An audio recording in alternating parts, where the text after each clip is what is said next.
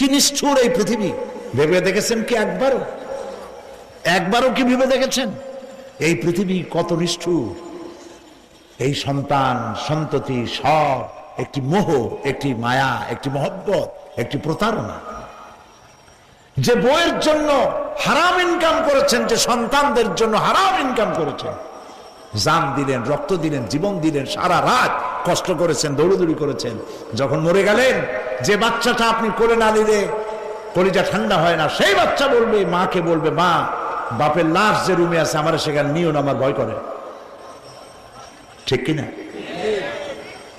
স্ত্রীও আরো দুই একজন লোক না হলে লাশের ঘরে থাকতে পারবে না, তারও ভয় করবে। থাকলে বড় জোর মা থাকতে পারে, বাপ থাকতে পারে। যাকে বিবাহ করার পর অনেক সন্তান আছে, মা বাপকে চোখে দেখতে পারে না, বউর কথা মতো মায়ের সাথে কথা বলা বন্ধ করে দেয়। হয়তো কুমিল্লা এরকম নাও থাকতে পারে।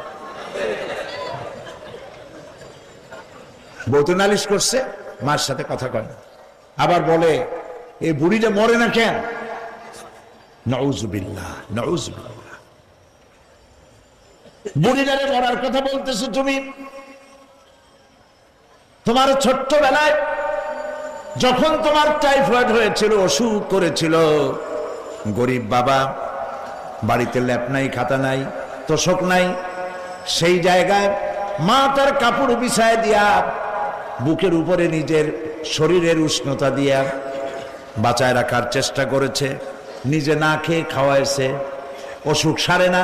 মা ওই মুমূর্ষ বাচ্চার সেরানে তার মাথার কাছে বসে তাহাজ্জুদের নামাজ পড়ে কোরআন শরীফ তেলাওয়াত করে, চোখ দিয়া পানি পড়ে, আর বলতে তাকে, রব্বুল আলামিন আমার জীবনটারে দিয়ে আমার কলিজার টুকরা সন্তানটারে বাঁচাইয়া দাও। যেই মা নিজের জীবন দিয়া সন্তান বাঁচাইতে চাইলো, সেই সন্তান আজকে বউ পাইয়া মাকে ভুলে যায়, মায়ের সাথে খারাপ ব্যবহার করে। আল্লাহ রাব্বুল আলামিন বলেছেন, মা বাবার সঙ্গে খারাপ ব্যবহার করো না, ভালোবাসায় কথা বলো। ওয়াকুল লাহুমা কাওলান কারীমা, সম্মান সূচক কথা বলো।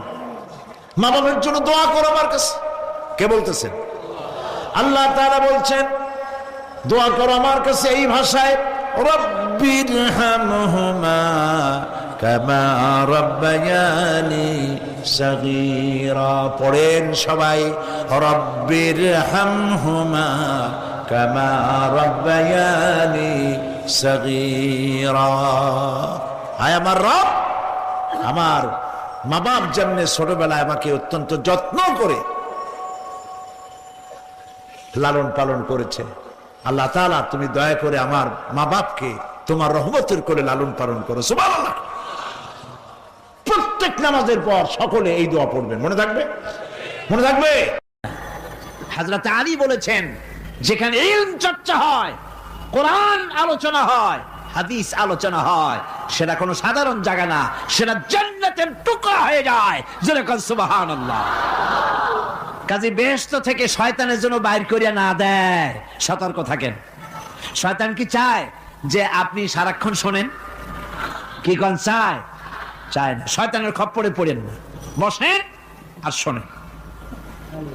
ইমানদার যখন বিপদে জর্জরিত হতে থাকে তখন সে ভেঙে পড়ে না, তখন অন্ধকারের বিপদের অন্ধকার বিদীর্ণ করে আলোর এক প্রভা তার চোখের সামনে উদ্ভাসিত হয়ে ওঠে।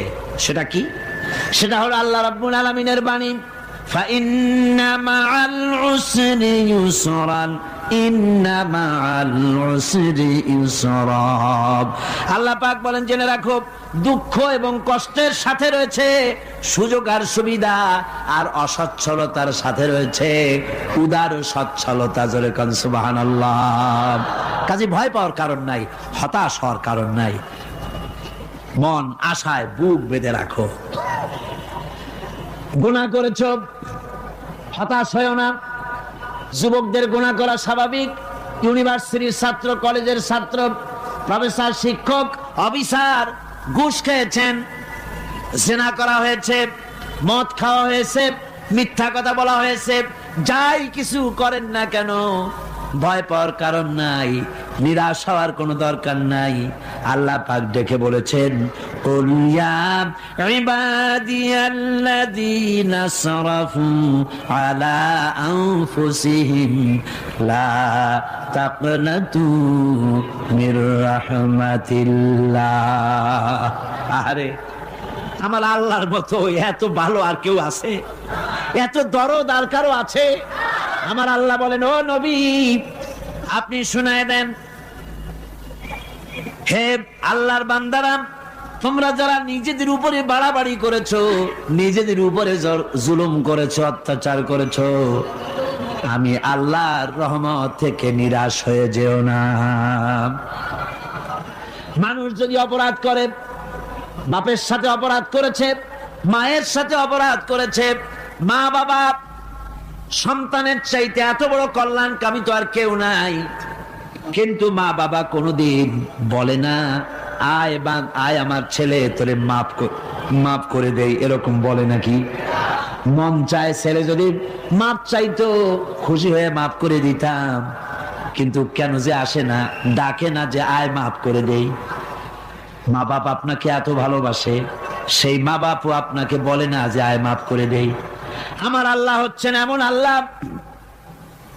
আল্লাহ রাব্বুল আলামিন ডাকেন, এ বান্দা খুন করেছিস ফিরে আয়, জিনা করেছিস ফিরে আয়, হত্যা করেছিস ফিরে আয়, চুরি করেছিস ফিরে আয়, কুফরি করেছিস ফিরে আয়, সুদ খেয়েছিস, ঘুষ খেয়েছিস, মদ খেয়েছিস ফিরে আয়, এসে আমার দরবারে চোখের পানি ফেল, আমার দরবারে কাঁদাকাটি কর। ইন্নাল্লাহা ইয়াগফিরুয যুনুবা জামিআ ইন্নাহু। তখন চোখের পানি ছেড়ে দেয়, আল্লাহর কাছে এটা অত্যন্ত প্রিয়। নবীজি বলেছেন, বান্দা যখন গুনার ভয়তে, আল্লাহর ভয়তে, জাহান্নামের ভয়তে অনুশোচনা করে যখন চোখ দিয়া পানি ছেড়ে দেয়, ওই চোখের পানি নাকের অর্ধেক আসতে না আসতে আল্লাহ রাব্বুল আলামিন বান্দারে মাফ করে দেয়। আল্লাহ বরদাস্ত করতে পারেন না যে বান্দা কান্দুক। আমার ভাইরা, আল্লাহ রহমত, এই পৃথিবীতে আল্লাহর রহমতকে 100 ভাগ করা হয়েছে। আল্লাহর রহমতের কত ভাগ? এই 100 ভাগের 1 ভাগ সারা পৃথিবীতে ছড়াই দেওয়া হয়েছে। আর 99 ভাগ কার কাছে? আল্লাহর কাছে। 1টা ভাগ দুনিয়া ছড়ানো হয়েছে আদম আলাইহিস সালাম থেকে নিয়ে এই পর্যন্ত, এখান থেকে নিয়ে কিয়ামত পর্যন্ত পৃথিবীতে যত মানুষ আসবে, যত প্রাণী আসবে, তাদের মধ্যে প্রাণী জগতেও গাভী তার বাছুরকে ভালোবাসে ঠিক কিনা, হাতি তার বাচ্চাকে ভালোবাসে ঠিক কিনা, মুরগি তার বাচ্চাকে ভালোবাসে কিনা, প্রত্যেক মাই তার সন্তানকে ভালোবাসে মানুষের মতো। এই ভালোবাসা, স্নেহ, এই মমতা, এই করুণা, এই মহব্বত 1টা ভাগ দুনিয়ায় দেওয়ার পর আপনি আর আমি যতটুকুন ভাগে পেয়েছি, সেই মহব্বতে, স্ত্রীর মহব্বতে অস্থির, মায়ের মহব্বতে অস্থির, সন্তানের মহব্বতে অস্থির। এখন চিন্তা করেন, 1টা ভাগ সারা পৃথিবীতেই বিতরণ করার পর যেটুক পেয়েছি, তাতে যদি এত মহব্বত হয়, তাহলে এর 99 ভাগ মহব্বত যে আল্লাহর কাছে জমা আছে, এই বান্দার জন্য তার কত মহব্বত, এই বান্দার জন্য কত করুণাতা, কত মহব্বতটা, কত দয়াটা। এজন্য আল্লাহ রাব্বুল আলামিন বলেছেন, নাব্বি ইবাদি আন্নি আনাল গফুরুর রহিম। ও আমার নবী, সুসংবাদ দিয়ে দাও, বান্দাদেরকে শোনায় দাও যে আমি আল্লাহ তাআলা ক্ষমাশীল আর দয়াবান। হুজুর কাঁদতেছিলেন, হযরত ওমর রাদিয়াল্লাহু তাআলা আনহু এসে দেখেন হুজুর একা কাঁদতেছে। হুজুর জিজ্ঞেস করছেন, হযরত ওমর জিজ্ঞেস করলেন, হুজুর আপনি কাঁদেন কেন একা একা? হযরত ওমর বলেন, আমি যখন প্রশ্ন করলাম, নবীজি বললেন, আমার কাছে কিছু আগে জিবরাইল এসেছিলেন, জিবরাইল এসে আমাকে বললেন, আল্লাহ পাক বলেছেন, হে আমার নবী, ইসলামের ভিতরে থেকে যে সমস্ত মানুষগুলো ইসলামের ভিতরে থেকে চুল আর দাড়ি পাকায় দিছে, কিয়ামতের দিন এই লোকগুলারে আমি শাস্তি দিতে আমার শরম হবে। হযরত ওমর বলেন, হুজুর উম্মতের জন্য কত বড় খোঁজ খবর এটা, আর আপনি কাঁদতেছেন। হুজুর বলেন, ওমর তুমি জানো না আমার কান্নার কারণ ভিন্ন। আমার কান্নার কারণ হলো যে আল্লাহ রাব্বুল আলামিন কিয়ামতের দিন দাড়ি চুল পাকা বান্দারে শাস্তি দিতে শরম করবেন। সেই দাড়ি চুল পাকা বান্দাগুলি আল্লাহর সাথে নাফরমানি করতে শরম করে না। আমি এই লজ্জায় কাঁদতেছি। ভাইরা, হুজুর আল্লাহ পাক বলেন, ও আমার নবী, রাতের আধারে যখন একটা বুড়া আমার দরবারে হাত উঁচু করে, একটা বুড়া মানুষ রাতের আধারে যখন আমার দরবারে হাত উঁচু করে, আর যখন বলতে থাকে রব্বুল আলামিন আমার পেছনের জীবনটা বড় খারাপ করেছি, এমন কোন কাজ জীবনে করি নাই যা তোমার কাছে কিছু দাবি করতে পারি, সব রকমের নাফরমানি করেছি, আজ আমি বুড়া হয়ে গেছি, কামাই করতে পারি না, ছেলে আমাকে চোখে দেখতে পারে না, পুত্রবধূ আমাকে ঘরে জায়গা দেয় না, আমার স্ত্রী আমাকে দেখতে পারে না, রোজগার করতে পারি না, হাঁটতে পারি না, চলতে পারি না, সবার কাছে আমি তিতা হয়ে গেছি, আমি দাঁড়াতে পারি না, কোমরে ব্যথা পাই, হাঁটুতে ব্যথা পাই, চলতে পারি না, কানে শুনতে পাই না, চোখে দেখতে পারি না, আর তোমার কাছে কিছু চাইয়া নেব এমন ভালো কাজও করি নাই। এইভাবে যখন বান্দা কাঁদতে থাকে আমার দরবারে, ও আমার হাবিব আমার রহমতের দরিয়ায় জোশ মেরে যায়, আমার শরম হয় এই বুড়াটারে কেমনে খালি হাতে ফিরাইয়া দেই। সুবহানাল্লাহ, সুবহানাল্লাহ। আমার আল্লাহর এত দয়া, আমার আল্লাহর এত মায়া, এত মহব্বত। আমার আল্লাহ রাব্বুল আলামিন বলেন, وَإِذَا سَأَلَكَ عِبَادِي عَنِّي فَإِنِّي قَرِيبٌ। আমার হাবিব, আমার বান্দা আমার ব্যাপারে প্রশ্ন করে, আমি বান্দার একদম নিকটে। কোরআন শরীফের ভিতরে যত জায়গায় রাসূলকে বলা হয়েছে সুয়ালের কথা, আপনাকে প্রশ্ন করা হয়, আল্লাহ তার জবাব কুল এই কথা বলে জবাব দিয়েছেন। যত জায়গায় সুয়াল এসেছে, যেমন কোরআনে কারীমের মধ্যে আল্লাহ পাক বলেন, ওয়ায়াসআলুনাকা আনিল মাহিদ, মেয়েদের হায়েজ সম্পর্কে জিজ্ঞাসা করা হয়, কুল হিয়া আযা, হে নবী আপনি বলুন। এভাবে করে কুল দিয়ে জবাব দেওয়া হচ্ছে। আবার প্রশ্ন করা হচ্ছে, ওয়ায়াসআলুনাকা আনিল আনফাল, এই গনিমতের মাল সম্পর্কে হুজুর আপনাকে, হে নবী আপনাকে প্রশ্ন করা হয়। আল্লাহ কুল দিয়া জবাব দিলেন, আল্লাহ বলেন আপনি বলেন। ওয়ায়াসআলুনাকা আনিল খামরি ওয়াল মাইসির, আল্লাহ পাক বলেন নবী আপনারে প্রশ্ন করা হয়, কুল ফীহিমা ইসমুন কাবীর, আল্লাহ কুল দিয়া বললেন তুমি বলো।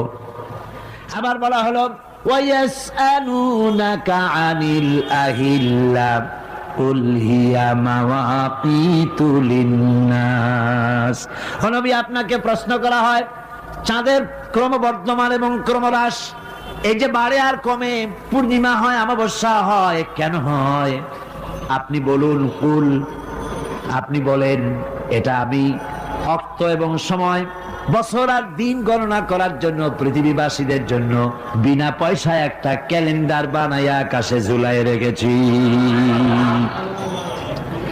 এভাবে যত জায়গায় এসেছে আপনাকে প্রশ্ন করা হয়, তত জায়গায় আল্লাহ জবাব দিয়েছেন কুল আপনি বলেন।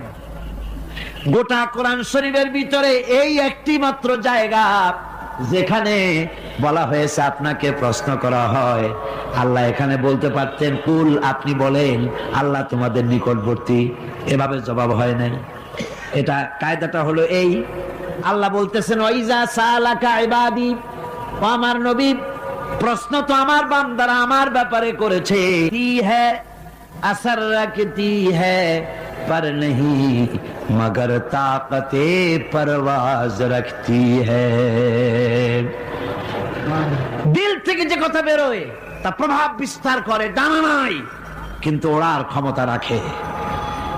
মনের কথাই ভিন্ন, মন থেকে, দিল থেকে, কলিজা থেকে, অন্তরের গভীর কন্দর থেকে মুহাব্বতের সাথে কেউ যদি একবার বলে আল্লাহ, বলেন আল্লাহ, আল্লাহ, আল্লাহ, আল্লাহ রাব্বুল আলামিন বলেন, অন্তরের অন্তঃস্থল থেকে একটি বার যদি বান্দা বলেন আল্লাহ, আল্লাহ বলেন 70 বার সাড়া দিয়া জিজ্ঞেস করি, বান্দা কি চাও, আমি তোমার কাছে আছি। সুবহানাল্লাহ, আমি তোর একদম কাছে, কি চাস বল, বল আমার কাছে। এমন দয়াবান, এমন মেহেরবান, এমন আল্লাহ আমাদের। সে আল্লাহ রাব্বুল আলামিন তিনি বলছেন, وَقَالَ رَبُّكُمْ ادْعُونِي أَسْتَجِبْ لَكُمْ। তোমাদের রব বলেছেন আমারে ডাকো, আমি আল্লাহ ডাকের সাড়া দিয়া দেব। সুবহানাল্লাহ। কারে ডাকতে হবে? কারে ডাকতে হবে? এই বিশাল জনসমুদ্র একযোগে চিল্লা কোন কারে ডাকতে হবে? কোন পীর সাহেবকে নয়, আল্লাহর কসম কোন খাজা বাবাকে নয়, ডাকতে হবে কারে? চিল্লা এখন কারে? ওয়াকালা রাব্বুকুম উদউনি, তোমার রব তোমাকে বলতেছে আমারে ডাকো, আস্তাজিব লাকুম, আমারে ডাকবে আমি সাড়া দিয়ে দেব। সুবহানাল্লাহ। আল্লাহকে ডাকেন, কি চাই আপনার বলেন, কি চাই? আল্লাহর কাছে চান, আল্লাহ দিয়ে দিবেন। যাওয়ার জায়গা আল্লাহর কাছে চাইবেন, আল্লাহ দিবেন। দেওয়ার জায়গা, চাওয়ার জায়গা হলো সেজদায় পড়ে যাবেন। আমার ভাইয়েরা, জায়গাটা চিনায় দিলাম। মাজারে যাওয়া লাগবে না, কবরে যাওয়া লাগবে না। 2 রাকাত নামাজ পড়ে সেজদায় পড়ে গিয়া যত বিপদ আছে, মুসিবত আছে, সেজদার মধ্যে চোখের পানি ছেড়ে দেন আর কেন্দে কেন্দে জীবনের কথা বলেন। আল্লাহ রাব্বুল আলামিন আপনার আওয়াজ শুনবেন আর দোয়া কবুল করে নিবেন। কামতে হবে আল্লাহর কাছে। কার কাছে? আল্লাহর কাছে। সুম্মা ইস্তাগফিরুল্লাহ, আর এরপরে সে যদি আমি আল্লাহর কাছে ক্ষমা চাই, ইয়াজিদিল্লাহ গাফুরার রহিমা, সে আমি আল্লাহকে গফুর এবং রহিম হিসাবে পাবে। সুবহানাল্লাহ। আল্লাহকে গফুর এবং রহিম হিসাবে পাওয়া যাবে। সব আল্লাহকে বলতে হবে, গুনাহ মাফ চাইতে হবে। এই জন্য হুজুর সাল্লাল্লাহু আলাইহি ওয়াসাল্লাম দৈনিক 100 বার তওবা পড়তেন। কোন হাদিসে আছে 70 বার, কোন হাদিসে আছে 100 বার তওবা পড়তেন। নামাজের পরে তো প্রত্যেক নামাজই পড়তেন হুজুর, সালাম ফিরাতেন আর সাথে সাথে বলতেন আল্লাহু আকবার, আস্তাগফিরুল্লাহ, আস্তাগফিরুল্লাহ, আস্তাগফিরুল্লাহ। মনে থাকবে আপনাদের? মনে থাকবে? সালাম ফিরাইয়া কি বলবেন? না, সালাম ফিরাবার সাথে সাথে বলবেন আল্লাহু আকবার, তারপরে পড়বেন আস্তাগফিরুল্লাহ, আস্তাগফিরুল্লাহ, আস্তাগফিরুল্লাহ। তওবা পড়বেন, আল্লাহর কাছে সবসময় গুনাহ মাফ চাইতে থাকবেন, বিনীত থাকবেন। আল্লাহকে পাওয়া যাবে, তাকে রহিম হিসেবে পাওয়া যাবে। সুতরাং ঈমান বিল্লাহ, আল্লাহর প্রতি ঈমান আনলে পরে 4র্থ নম্বরের যে উপকারটা হবে সেটা হলো হতাশায় ভুগবে না, নিরাশায় ভুগবে না, আশায় বুক বেঁধে উঠবে, ঈমান মজবুত হবে, আল্লাহর কাছে মানুষ বিনয়ী হয়ে যাবে। এবার 5ম নম্বরের উপকার আমি বলছিলাম, ঈমান বিল্লাহ, আল্লাহর প্রতি ঈমান আনলে পরে অসংখ্য উপকার হয়, অসংখ্য বৈশিষ্ট্যের আছে। এর 6টা উপকারের কথা আমি বলবো। কয়টা? অসংখ্য উপকারের ভিতরে প্রধান 6টি উপকারের কথা বলবো। এর বললাম কয়টা? 4টে বলেছি। এবার বলো 5ম উপকারের কথা। আল্লাহর প্রতি আপনি পূর্ব পশ্চিমে কতবার মুখ ঘোরালেন, এটাই কিন্তু আপনার আসল সৎ কাজ নয়। আসল সৎ কাজ হলো আল্লাহর প্রতি ঈমান আনা। এই ঈমানের ব্যাপারে 3টা দিন আমরা পার করে দিলাম, এখনো কথা শেষ হয় নাই। আল্লাহর প্রতি ঈমান আনলে পরে যে উপকারটা হবে 5ম নম্বরে, সেটা হলো কঠোর এবং কঠিন বিপদের ভিতরে বান্দার ভিতরে অবিচলতা এবং ধৈর্যের সৃষ্টি হয়ে যাবে। আলহামদুলিল্লাহ। কঠিন বিপদ মুসিবত আসলে পরে সে অবিচল থাকবে। সারা দুনিয়ার বিপদ আপদ, শত্রুতা, দুঃখ, কষ্ট, মুসিবত, জুলুম, নির্যাতন সবকিছু পাহাড়ের মতো উঁচু হয়ে তাকে ঘিরে ফেলবে, কিন্তু তাকে এক চুলও নাড়াতে পারবে না। আলহামদুলিল্লাহ। সারা পৃথিবী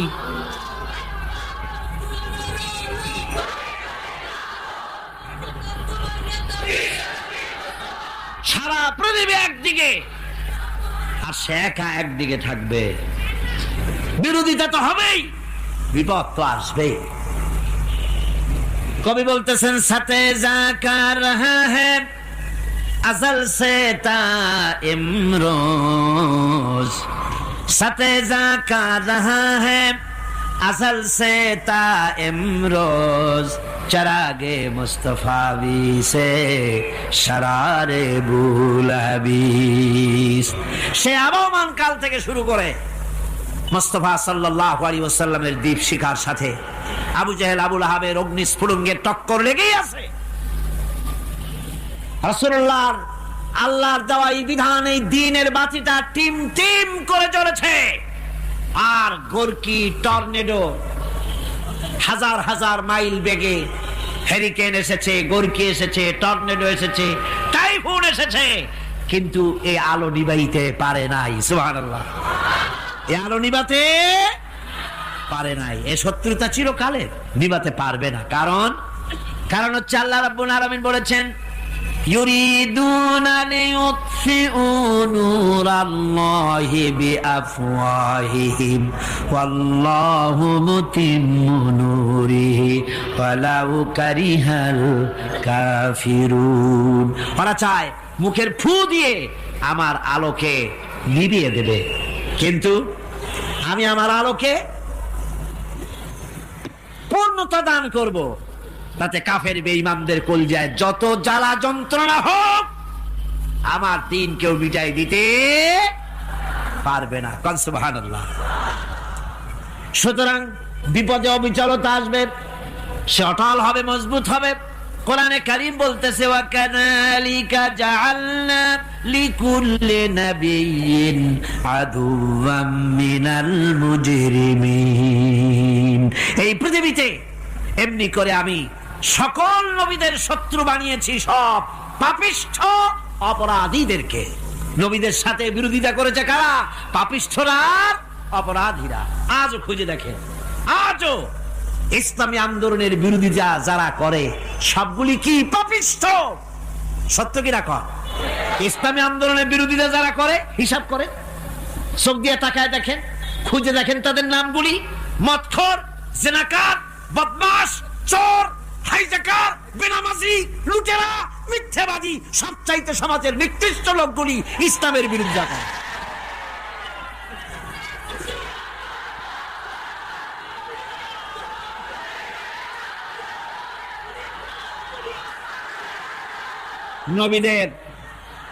নবীদের শত্রু আল্লাহ বলেন সব যুগে নবীদের সাথে শত্রুতা করেছে পাপিষ্ঠরা। আল্লাহর কথা, কার কথা?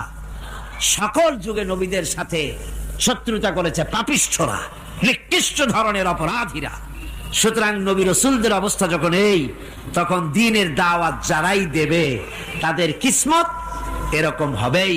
এই বাধার মোকাবেলা তাদেরও করতে হবে।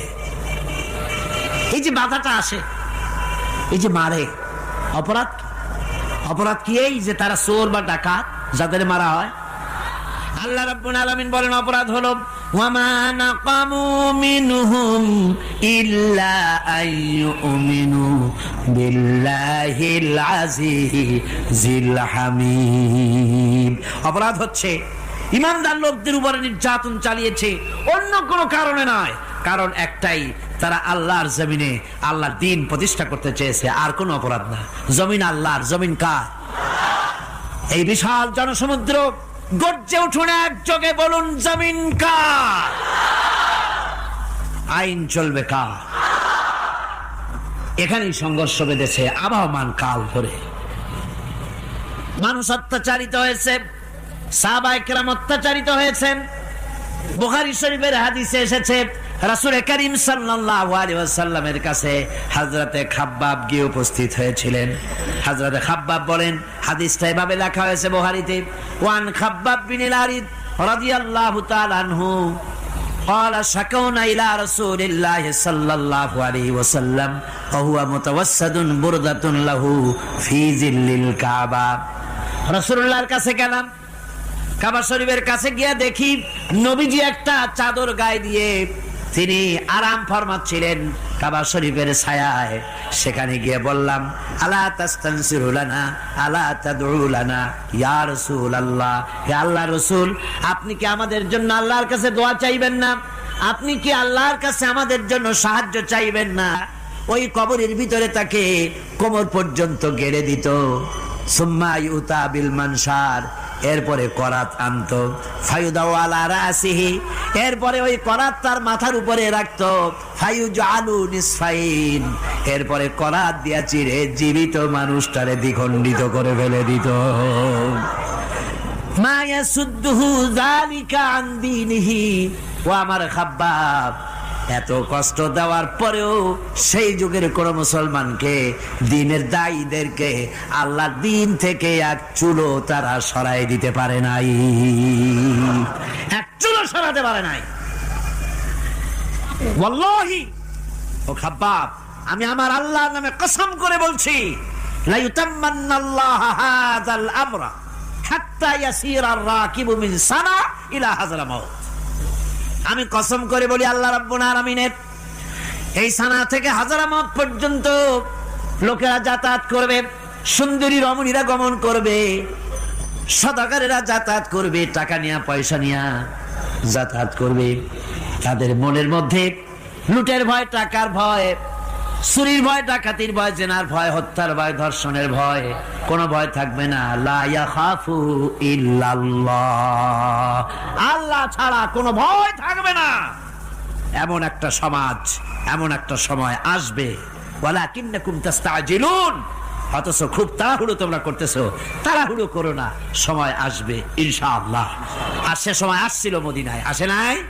আসে নাই? সুতরাং আজও চট্টগ্রামের এই বিশাল জনসমুদ্রকে বলতে চাই, নির্যাতন, স্বৈরাচার, জুলুম, অত্যাচার, হত্যাকাণ্ড যা কিছু ঘটতেছে, ধৈর্য ধরুন, আন্দোলনে শরীক হন, জান বাজি রাখুন। এ বাংলাদেশেও আগামী যে পার্লামেন্ট হবে, আগামী জাতীয় নির্বাচনে যে পার্লামেন্ট তৈরি হবে, ইনশাআল্লাহ সেই পার্লামেন্ট হবে কোরআনের পার্লামেন্ট ইনশাআল্লাহ।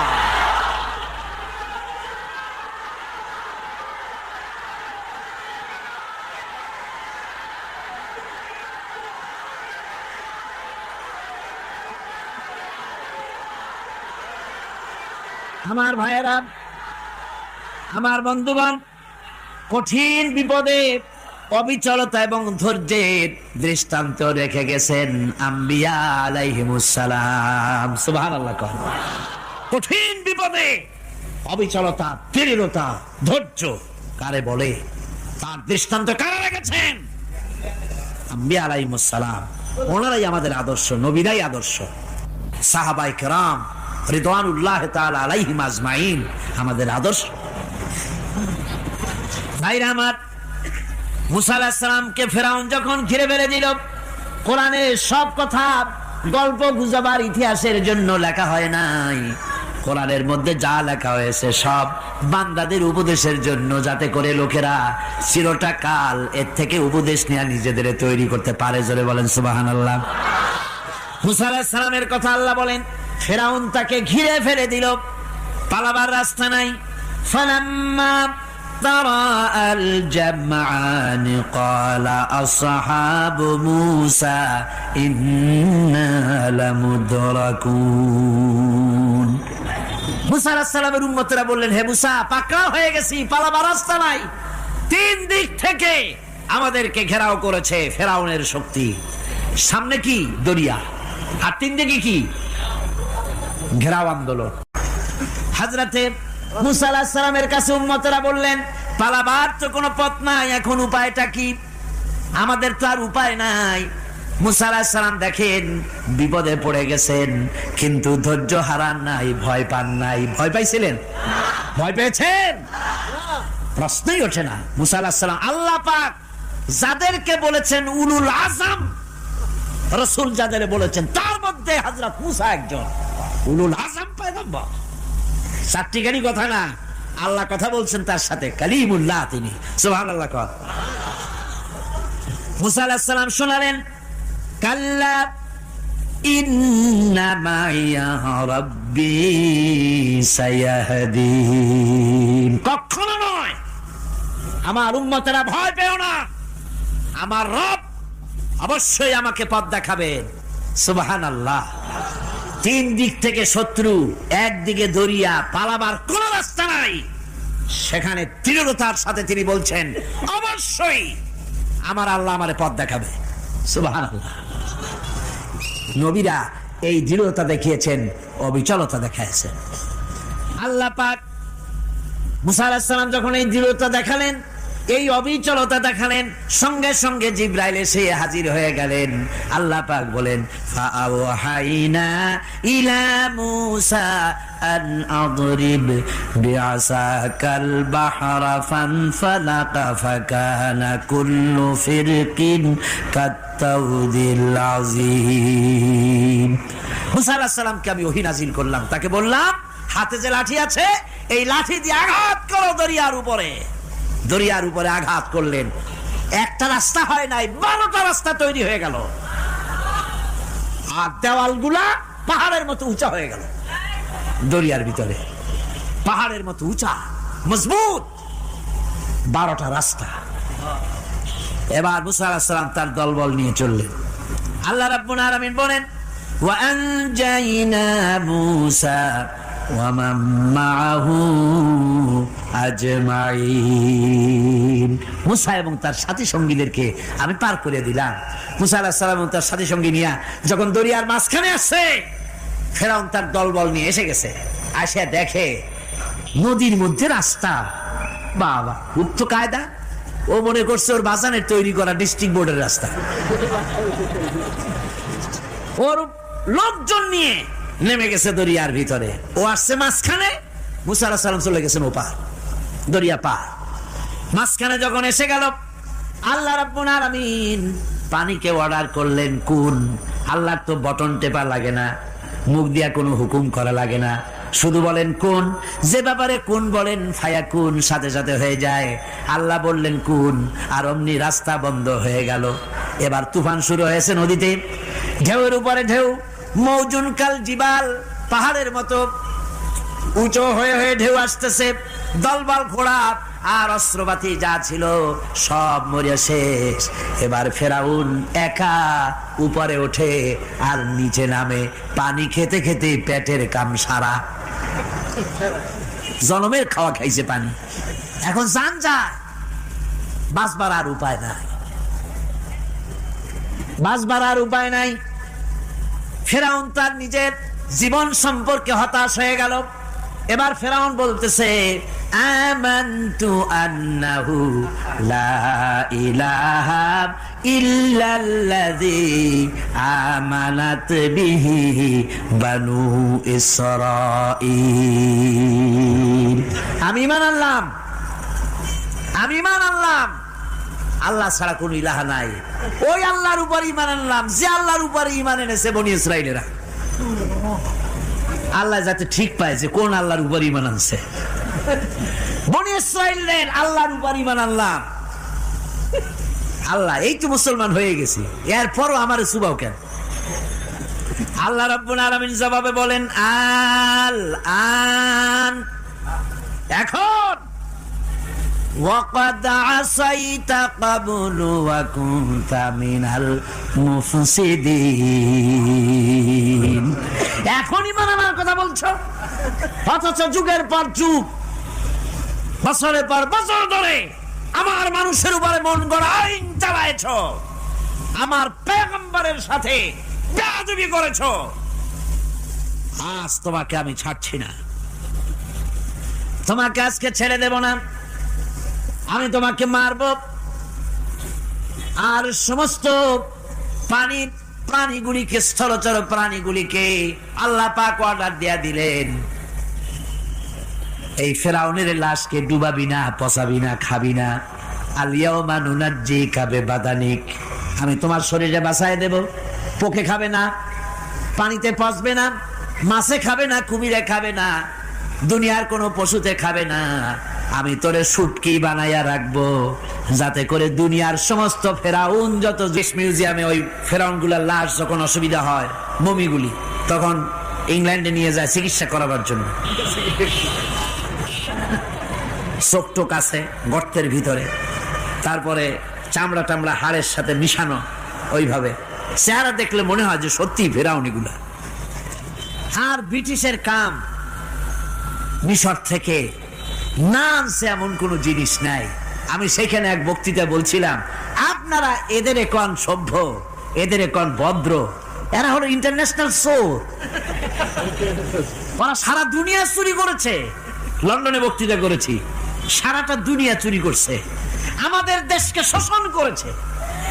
এই বিশাল ভূভাগকে শোষণ করে ইংল্যান্ডের দ্বীপটাকে তারা সাজাইছে।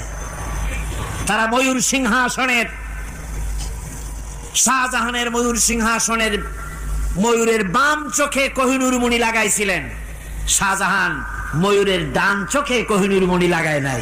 কোহিনূর মণির অনেক দাম, আমি দেখে এসেছি মণি, এখন সেটা কুইন এলিজাবেথের মুকুটে শোভা পাচ্ছে।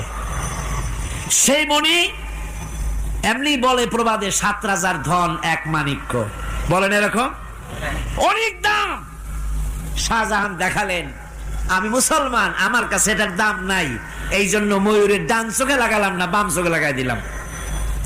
এইটারে চুরি করছে। তারপরে মিশর থেকে, মিশরের মমি চুরি করেছে, জুতা চুরি করছে, ছাতি চুরি করছে, পিসা চুরি করেছে। আমি বললাম এগুলা কি ভদ্রলোক নাকি, এরা জুতা চোর, পিসা চোর, লাঠি চোর, সব চুরি করেছে। যাই দেখেন ব্রিটিশ মিউজিয়ামের মধ্যে সব দুনিয়ার চুরি করা জিনিস নিয়ে তারা মানুষকে দেখাইয়া পয়সা অর্জন করছে। টিপু সুলতানের তরবারিটা পর্যন্ত চুরি করেছে। আজ পর্যন্ত ব্রিটিশ মিউজিয়ামে টিপু সুলতানের তরবারিটা আছে, আমি তরবারিটা দেখে এসেছি। আমার বন্ধুগণ, বলতেছিলাম যে পৃথিবীতে আল্লাহ রাব্বুল আলামিন নবীরা তাদের চরিত্র দিয়ে বিপদের মোকাবেলা করে, দুনিয়ার সামনে কঠিন বিপদের মোকাবেলা করে অবিচলতা, দৃঢ়তা দেখায় গেছেন যে কেমন করে এই পৃথিবীতে বিপদের সামনে মোকাবেলা করতে হয়। ধৈর্য ধরতে হবে, বিপদ আসবে পাহাড় সমান হয়ে, আপনাকে ধৈর্য ধারণ করতে হবে সেভাবে বুক বেঁধে। যেহেতু এটা যদি বিশ্বাস হয় যে আমার কিসমতে যা আছে তার থেকে বেশি কিছু হবে না, তাহলেই আপনার ধৈর্য আসবে, ভয় পাবেন না। কথা ঠিক কিনা কন?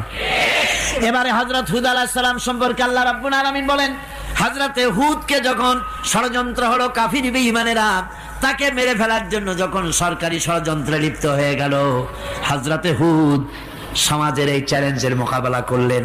হযরত হুদ বলেন, ফাকিদুনি জামিআন সুম্মা লা তুনজিরুন ইন্নী তাওয়াক্কালতু আলাল্লাহি রাব্বি ওয়া রাব্বিকুম। তোমরা তোমাদের ষড়যন্ত্র আমার বিরুদ্ধে যত পারো আমার বিরুদ্ধে ষড়যন্ত্র চালাও, এতটুকু আমার অবকাশ দিও না। আমি এমন আল্লাহর উপরে ভরসা করেছি যার হাতের ভিতরে তোমাদেরও জান আর আমারও জান। যা পারো তাই করো। সরকার সমস্ত শক্তি একত্রিত হয়ে আমার মোকাবেলা করো। একদিকে হুদ আলাইহিস সালাম, আর একদিকে গোটা জাতি। হযরত হুদ ভয় পায় নাই। সুবহানাল্লাহ খান। ঈমান বিল্লাহ মানুষের কলিজাকে এভাবে শক্ত করে দেয়। কোন আলহামদুলিল্লাহ। এবারে এই বিপদের, কঠিন বিপদের মোকাবেলা করে আমার রাসূল যে প্রমাণ দিয়া গেলেন, আমার রাসূল যে কঠিন বিপদের মোকাবেলা করলেন, ভাইরা আমার, হিজরতের রাতে সওর পাহাড়ের ভিতরে যখন তিনি আশ্রয় নিলেন, হযরতে আবু বকর সাথে ছিলেন। হযরতে আবু বকর রাদিয়াল্লাহু তাআলা আনহু বলেন, হুজুর আপনি দাঁড়ান, এটা তো পাহাড়িয়া গুহা, গুহার ভিতরে সাপ থাকতে পারে, বিচ্ছু থাকতে পারে, আমি আগে ঢুকি, বিপদ যদি হয় আমার উপর থেকে হয়ে যাক। গুহার ভিতরে নেমে গুহা সাফ করলেন। এরপরে হুজুরকে ডাকলেন, হুজুর তাশরীফ নিলেন গুহার ভিতরে। এরপরে হুজুর বললেন, আবু বকর পাহাড়ে হেঁটে হেঁটে 2-3টা পাহাড় পাড়ি দিয়া যাওয়া লাগে সোর পাহাড়ে। মদিনার সোজা রাস্তা হুজুর ধরেন নাই, মেসফালার পথ দিয়া জাবালে কেদোয়ার উপর দিয়া 3টা পাহাড় পাড়ি দিয়া তারপরে হুজুর গেলেন সোর পাহাড়ে। গুহার ভিতরে হুজুর তাশরিফ নিলেন, বললেন আবু বকর তুমি বসো, তোমার উরুর উপরে মাথা রেখে আমি একটু আরাম করি। হযরতে আবু বকর বসলেন, হুজুর তার উরুর উপরে মাথা রেখে ঘুমায় গেলেন। আর এরপরে কাফির বেঈমানেরা তালাশ করতে করতে কাফেররা এসে গেল পায়ের চিহ্ন দেখে দেখে গর্তের কাছে। হযরত আবু বকর ভয়তে কেঁদে ফেললেন, আহারে আর তো উপায় নাই, এবার তো ধরা পড়ে গেছি, এবার নবীজিকে মেরে ফেলে দেবে। নবীর মহব্বতে, নিজের মহব্বতে নয়, নবীর মহব্বতে কাঁদতেছিলেন। হুজুর বলেন, হুজুরের ঘুম ভেঙে গেল। বলো আবু বকর কাঁদো কেন? ছেলের কথা, মেয়ের কথা, বিবির কথা, বাড়ির কথা মনে পড়লো নাকি? হযরত আবু বকর বলেন, ইয়া রাসূলুল্লাহ, আল্লাহর কসম করে বলি যেদিন ঈমান এনেছি এই কলিজার ভিতরে মা বাপ, স্ত্রী, পুত্র, পরিজন, এমনকি আমার নিজের জীবনের চাইতে আপনারে বেশি ভালোবাসি। তা কাঁদো কেন? কাঁদো কেন? হযরত আবু বকর বলেন, হুজুর ধরা পড়ে গেছি, কাফেররা এসে গেছে গর্তের কাছে, তাকালি আমাদের দেখতে পাবে, আমরা তো মাইনরিটি, ওরা তো মেজরিটি, আমরা তো ধরি মারি ফেলাই দেবে, আপনাকে মেরে ফেলে দেবে, এই জন্য কাঁদি। আল্লাহ রাব্বুল আলামিন, হুজুর তখন কি দৃঢ়তা, কি অবিচলতা, কি ধৈর্যের পাহাড় সম মনোবৃত্তি তখন দেখালেন। আল্লাহ কোরআন শরীফে চিরকাল যাতে মানুষেরা হেদায়েত নিতে পারে সেজন্য হুজুরের কথা উঠায় দিলেন কোরআনে। আল্লাহ পাক বলেন, ইযহুমা ফিল গার ইয ইয়াকুলু লিসাহিবিহি লা তাহজান ইন্নাল্লাহা মা'ানা। ও বন্ধু, ভয় পেও না, আল্লাহ আমাদের সাথে আছেন। সুবহানাল্লাহ গো, আল্লাহ আমাদের সাথে আছেন। আমরা মাইনরিটি নই, আমরাই মেজরিটি। আল্লাহ আছে আমার সাথে, ভয় পাওয়ার কোনো কারণ নেই। সুবহানাল্লাহ। আল্লাহ পাক বলেন, ফাআনসালাল্লাহু সাকিনাতাহু আলাইহি ওয়া আইয়াদাহু বিজুনুদিন লাম তারাওহা। আমি এদের অন্তরের ভিতরে আমি শান্তি নাজিল করে দিলাম, প্রশান্তি দিয়া দিলাম, আর আমি সাহায্য করলাম, আর এমন সব সৈন্য পাঠায় দিলাম যে সৈন্যগুলি তোমরা দেখতে পাও নাই। সুবহানাল্লাহ ওয়া বিহামদিহি। ভাইরা আমার, রাসূল করিম সাল্লাল্লাহু আলাইহি সাল্লাম এই বিপদের মাঝে, চরম বিপদের মাঝে অবিচলতা, দৃঢ়তা, কঠিন আত্মনির্ভরতা দেখিয়েছেন। এগুলি হলো ঈমানের 5 নম্বরের উপকারিতা। আল্লাহর প্রতি ঈমান আনলে এভাবে পাহাড় সম ঈমান মজবুত হয়ে যায়। জেলের পরোয়া করি না, ফাঁসির পরোয়া করি না, শহীদ হওয়ার পরোয়া করি না, মেরে ফেলে দেবে, উড়ায় দেবে, হত্যা করবে, পরোয়া করি না। পরোয়া করি কেবলমাত্র কাকে? জোরে বলেন কারে? এইরকম মুসলমান হাজার হাজার লাখ লাখ দরকার নাই, 313 জন যথেষ্ট। কয়জন যথেষ্ট? 313 জন যথেষ্ট। বদরে যারা জান দিয়ে, মাল দিয়ে দ্বীনকে প্রতিষ্ঠিত করেছিলেন, এরকম 313 জনই যথেষ্ট ছিল। আল্লাহর দ্বীনকে কায়েম করার জন্য যদি রক্ত দেওয়া লাগে, তাহলে এই বিশাল জনসমুদ্রকে প্রশ্ন করি, ভয় পাবেন? রক্ত দিতে পারবেন? যদি জেলে যাওয়া লাগে যেতে পারবেন? যদি শহীদ হতে হয় তাও কি পারবেন? এই দৃঢ়তা, এই অবিচলতা, এই ঈমান, এই ধৈর্য শিক্ষা দেয়, এই উপকার করে ঈমান বিল্লাহ। আল্লাহর প্রতি ঈমান আনলে এভাবে পাহাড়ের মতো শক্ত হয়ে যায় কলিজা। কোন আলহামদুলিল্লাহ। আমার বন্ধুগণ, এবার আমি বলবো সর্বশেষ উপকারের কথাটা বলি, মোনাজাত ছেড়ে দেব। কয়টার কথা বলছিলাম? উপকার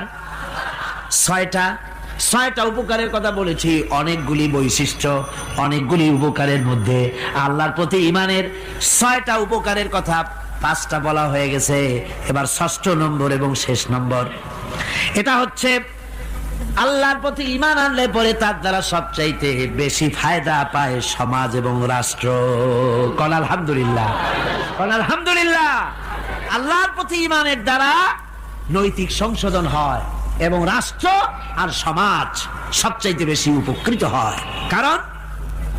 কারণ হলো ইমানদার ব্যক্তি আল্লাহর প্রতি যে ঈমান এনেছে, তার মনের মধ্যে ধারণা এটা হয়, আমার কোনো কাজ তো গোপন থাকে না।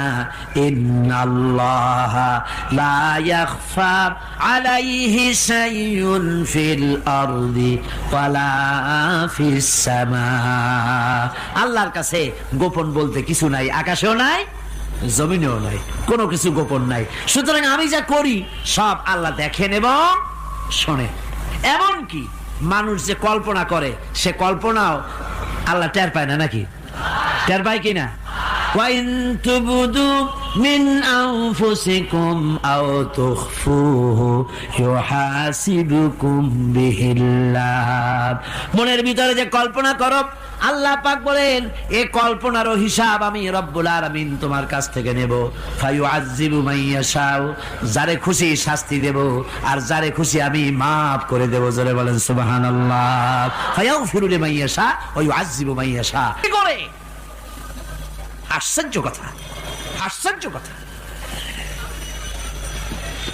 আমার বন্ধুগণ, ঈমানদার লোক, আল্লাহর প্রতি ঈমান আসলে পরে সমাজ উপকৃত হয়, রাষ্ট্র উপকৃত হয়ে যায়। যেহেতু বান্দা জানে আমি দায়িত্বহীন কোনো কথা বলতে পারবো না, দায়িত্বহীন কোনো কাজ করতে পারবো না। আল্লাহ পাক বলেছেন, মা ইয়ালফিযু মিন কাউলিন ইল্লা লাদাইহি রাকীবুন আতীদ। বান্দা এমন কোনো কথা বলে না যে কথা আমার ফেরেশতারা রেকর্ড করে না রাখে। কাজী মুমিন ব্যক্তি আল্লাহর ভয়তে দায়িত্বহীন কথা বলবে না। নির্বাচন আসতে পরে রাস্তা সোনা দিয়ে বান্ধায় দেব, এই করব সেই করব, না খাইয়া কেউ মরবেন না। আসে না নির্বাচনের সময় সারাগালি বদনারা মঞ্চে দাঁড়িয়ে কত বড় বক্তৃতা করে, ভাইয়ের আমার, বোনের আমার, এবার আমার বোতল মার্কা বাক্স, আপনারা আমাকে ভোট দিয়ে দেশ এবং জাতির আরেকবার 12:30 বাজাইবার সুযোগ দিন। এবার ক্ষমতায় গেলে কেউ না খাইয়া মরবেন না, কিন্তু কি খাইয়া মরবে তাও বলে না। এর মানে প্রতি অর্থ হচ্ছে এই, ওরা যদি ক্ষমতায় যেতে পারে তাহলে বিষ খাইয়া হোক, গুলি খাইয়া হোক, কিছু না কিছু খেয়ে মরতে হবে। একেবারে খালি পেটে মরলে গ্যাস্ট্রিক হওয়ার সম্ভাবনা আছে। ঈমান বিল্লাহ যদি না থাকে, আল্লাহর ভয় যদি না থাকে, তাহলে দায়িত্বহীন কথা বলে।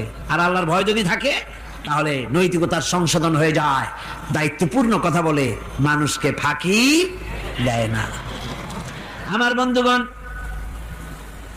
আল্লাহ রাব্বুল আলামিন তার বান্দা যারা আল্লাহকে ভয় করে, সে ভয় করা বান্দাগুলির মনের মধ্যেই চিন্তা এসে যায়, আমি যেখানে থাকি না কেন আল্লাহ আমাকে দেখতেছেন, শুনতেছেন। রাতে হোক দিনে হোক, যেখানে আছি আল্লাহ আমারে দেখতেছেন। আল্লাহ পাক বলতেছেন, ওয়া হুয়া মাআহুম ইজ ইউবাইতুনা মা লা ইয়ারদা মিনাল কাওলি ওয়া কানা আল্লাহু বিমা ইয়ামালুনা মুহীতা। আল্লাহ পাক বলেন, আমি তো আমার বান্দার নিকটে তখনও থাকি যখন সে গোপনে গোপনে রাতের বেলায় আমার মর্জির খেলাফ পরামর্শ করে। আমার মর্জির খেলাফ পরামর্শ করতেছে রাত্রে, আমি তো তখনও কাছে থাকি, ওটা আমি শুনি। ঈমান যদি আসে তাহলে এই সব কাজ থেকে সে বিরত থাকে। সে যদি কম হয় সেখানেও আল্লাহ, বেশিও যদি হয় সেখানেও আল্লাহ। এমন কোন জায়গা আছে নাকি চিটাগংয়ে যেখানে আপনি একটা আকাম করবেন আর আল্লাহ টের পাবে না? কোন আছে নাকি? আচ্ছা, চট্টগ্রামে না থাকুক, বাংলাদেশের কোন জায়গা আছে নাকি? পার্বত্য চট্টগ্রামে যত পাহাড় আছে, উঁচু নিচে জায়গা আছে, ওই জায়গায় বোধহয় আছে নাকি? সারা পৃথিবীতে আছে কোথাও? আল্লাহকে ফাঁকি দেওয়ার জায়গা কোথাও? সব স্পষ্ট। আল্লাহ কি ঘুমায় নাকি? ঘুমায়? তার কাছে দিনও যায়, রাতও তাই। সমানে তিনি দেখতে পান, শুনতে পান, সবকিছু দেখতে পান, সবকিছু শুনতে পান। তাকে ফাঁকি দেওয়ার কোনো উপায় নাই। এই জন্য ৬ষ্ঠ নম্বরের উপকার যেটা হয় সেটা হলো সমাজ উপকৃত হয় ওই মানুষ দিয়ে যার মধ্যে ঈমান আছে।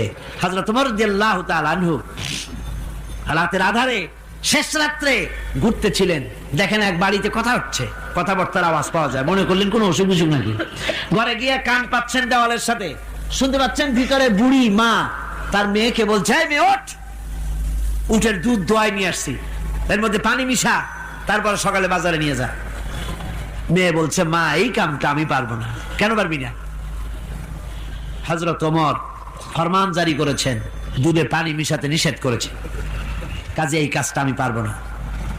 আরে বেটি, আমিরুল মুমিনিন দেখ এখন কোথায় যায়, ঘুমায় আছে, সে কি দেখতেছে নাকি যে পানি মিশাই নাকি মিশাই? মেয়ে বলতেছে, মা আমিরুল মুমিনিনকে ফাঁকি দেওয়া যেতে পারে, তার পুলিশ বাহিনীকে ফাঁকি দেওয়া যেতে পারে, কিন্তু আল্লাহ রাব্বুল আলামিনের চোখকে ফাঁকি দেওয়া যাবে না। হযরত ওমর এই কথা শুনে বাড়ি চলে গেলেন, আর নিজের ছেলেকে ডেকে বললেন, ছেলে আমার, অমুক জায়গায় একটা বাড়ি আছে, সেখানে একটা যুবতী মেয়ে আছে, ওই মেয়েটার বিয়ে হয়েছে কিনা শোনো, যদি বিবাহ না হয়ে থাকে তুমি তোমার নিজের বিয়ের প্রস্তাব দাও। আমিরুল মুমিনিন এই মেয়েটা সুন্দরী কেমন, স্বাস্থ্য কেমন, কিছুই দেখলেন না, দেখলেন তাকওয়া। কি দেখলেন? আল্লাহর ভয়। আল্লাহর ভয় যখন একটা জাতির মধ্যে আসে, পুলিশ লাগে না, পুলিশের কাজ কমে যায়। পুলিশ তো পাহারা দিতে দিতে অস্থির হয়ে যায়, সারা রাত দিন সমানে কষ্ট করতে হয় তাদের। অধ্যাপক মুফিজুর রহমান সাহেব কালকে যে কথাটা বলছিলেন, আসামি পুলিশেরা কত কষ্ট করে জানবাজি করে আসামি ধরে, আর টেলিফোন আসে, হ্যালো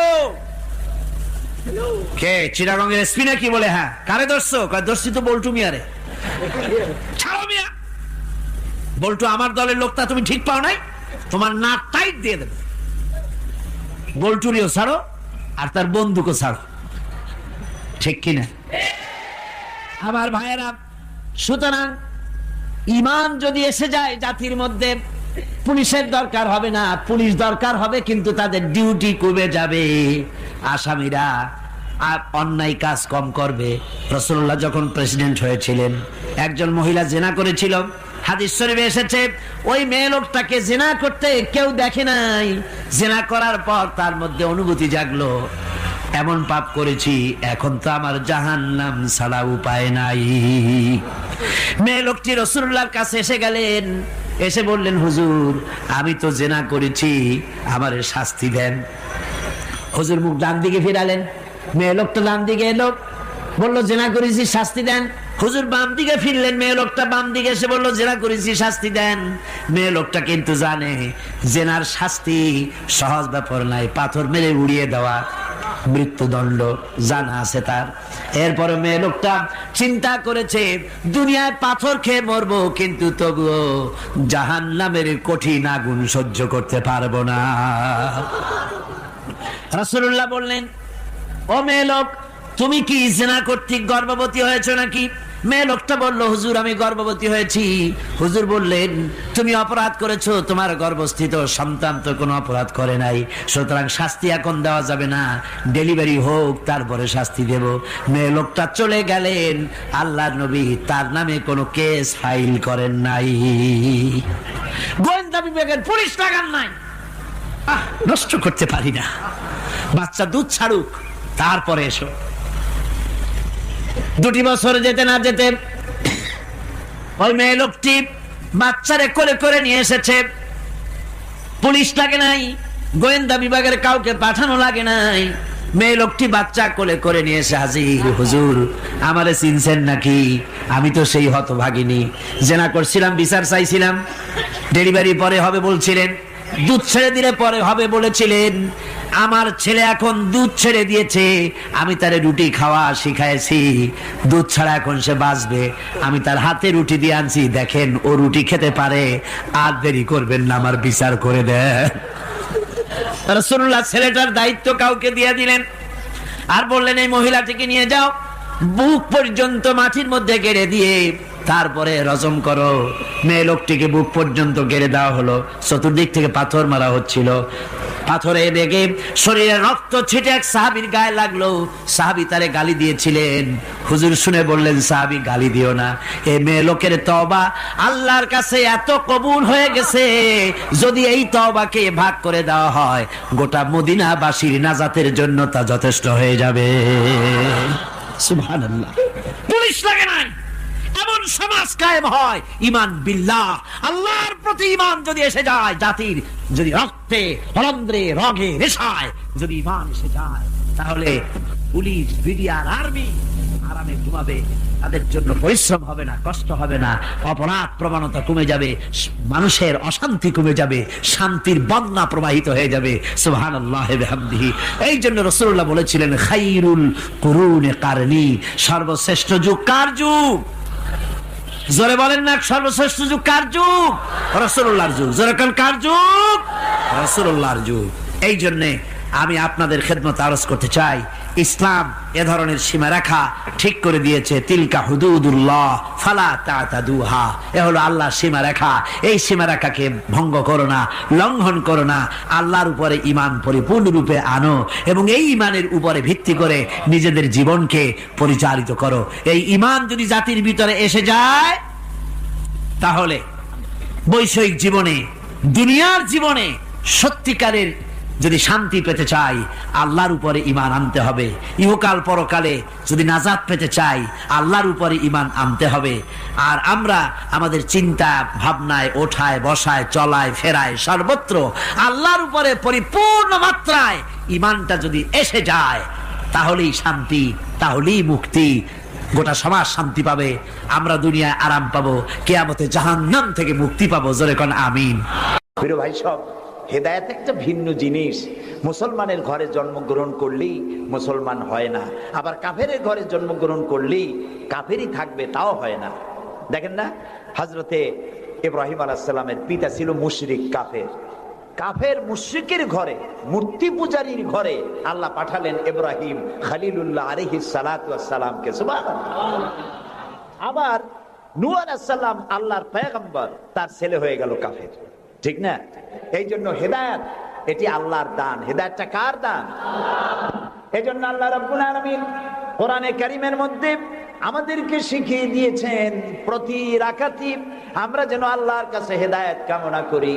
ইহদিনাস সিরাতাল মুস্তাকিম পড়েন, ইহদিনাস সিরাতাল মুস্তাকিম সিরাতাল্লাযীনা আন'আমতা আলাইহিম গায়রিল মাগদুবি আলাইহিম ওয়ালাদ-দাল্লিন।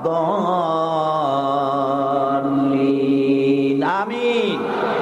আয় আল্লাহ, তুমি আমাদেরকে হেদায়েত দাও, হেদায়েতের রাস্তা দেখাও। ওই পথ, যে পথ নবীন, সিদ্দিকিন, শুহাদা, সালেহিন, তাদের পথ আমাদের দেখাও। আর যারা অভিশপ্ত, যারা বিপদগ্রস্ত, পথগ্রস্ত, সে পথে আমি চলতে চাই না। নবীদের পথ আমাদেরকে দেখাও। হেদায়েত পাওয়া যত কঠিন, হেদায়েতের উপরে টিকে থাকা ততোধিক কঠিন। সেই জন্য আল্লাহ তাআলা হেদায়েত প্রাপ্তদের জন্য একটা দোয়া শিখিয়ে দিয়েছেন। এই দোয়াটা করো যাতে তোমরা হেদায়েতের উপরে টিকে থাকতে পারো। দোয়াটা কি?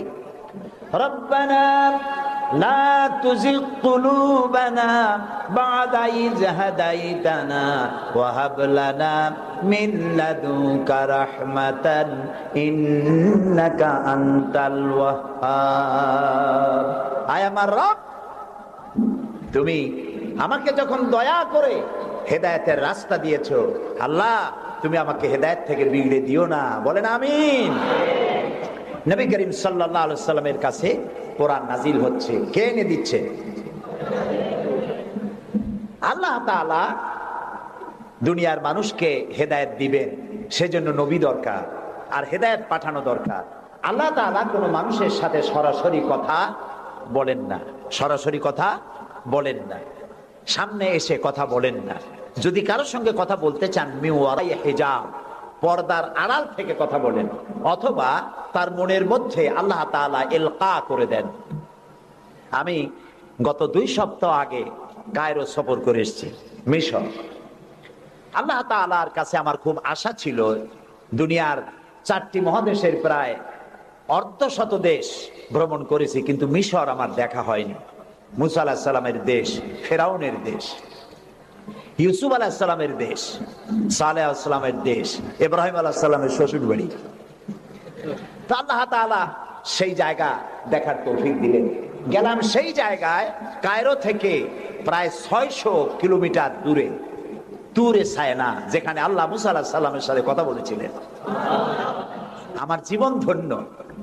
আল্লাহ তাআলা সেই জায়গাটাও দেখালেন যেখানে আল্লাহ মুসা আলাইহিস সালামের সঙ্গে কথা বলেছেন। তো আল্লাহ তাআলা সরাসরি কথা বলেন, কিন্তু দেখা যায় না তাকে। এই কোরআন শরীফে আল্লাহ তাআলা কি সুন্দর করে বলেছেন, সূরা তাহার মধ্যে এসেছে, মুসা আলাইহিস সালাম তিনি যাচ্ছিলেন তার স্ত্রী পরিজন নিয়ে। স্ত্রী ছিলেন গর্ভবতী, আসন্ন প্রসবা, ডেলিভারি হবে, প্রচন্ড ঠান্ডা ছিল, এখন আগুনের প্রয়োজন। তিনি দূরে দেখতে পেলেন একটা গাছের উপরে যেন আগুন দেখা যায়। তিনি ছুটলেন সেই আগুনের পানে এবং বললেন, ফাকালা লি আহলিহিম কুসু ইন্নী আনাস্তু নারান লাআল্লি আতিকুম মিনহা বিকাবাসিন আও আজিদু আলান নারি হুদা। তোমরা এখানে অপেক্ষা করো, আমি তো এই আগুনের মতো কি একটা দেখতেছি, আমি ওখানে যাই, হয়তো আগুন আনতে পারবো অথবা কোন একটা রাস্তা একটা কিছু পেয়ে যাবো। ফালাম্মা আতাহা নুদিয়া ইয়া মূসা ইন্নী আনা রাব্বুক ফাখলা নালাইক ইন্নাকা বিল ওয়াদিল মুকাদ্দাসি তুয়া। ও মূসা, যেটা আগুন মনে করছো এটা আগুন না, এটা আমি তোমার রব।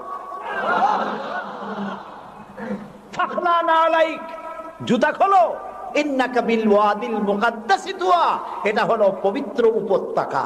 আমি যখন সেই পবিত্র উপত্যকায় গেছি, এদিকে তুরে ছায়না, এদিকে আরেকটা পাহাড়, মাঝখানে দুই পাহাড়ের মাঝখানের সমতল ভূমিকে উপত্যকা বলা হয়। আমার এই আয়াত মনে পড়লো, সাথে সাথে জুতা খুলে ফেলে দিলাম। মূসা আলাইহিস সালামকে আল্লাহ বলেছেন, ফাখলা নালাইক, জুতা খোলো। আমি আমার সাথীরা জুতা খুলে এগিয়ে গেলাম। আমার এক সাথী ছিলেন চট্টগ্রাম ইন্টারন্যাশনাল ইসলামিক ইউনিভার্সিটির কোরআনিক সায়েন্সের চেয়ারম্যান অধ্যাপক গিয়াসউদ্দিন তালুকদার। তাকে আজান দিতে বললাম, তিনি আজান দিলেন ওয়াদিল মুকাদ্দাসে। আজান দিয়ে সেখানে আমরা যোহরের নামাজ আদায় করলাম, যোহর আসর জামআন ওয়া কাসরান আদায় করে নিলাম। তারপরে চলে গেলাম সেই জায়গায় যেখানে আল্লাহ তাআলা কথা বলেছিলেন, সেই জায়গাটা এখনো আছে। সুবহানাল্লাহ।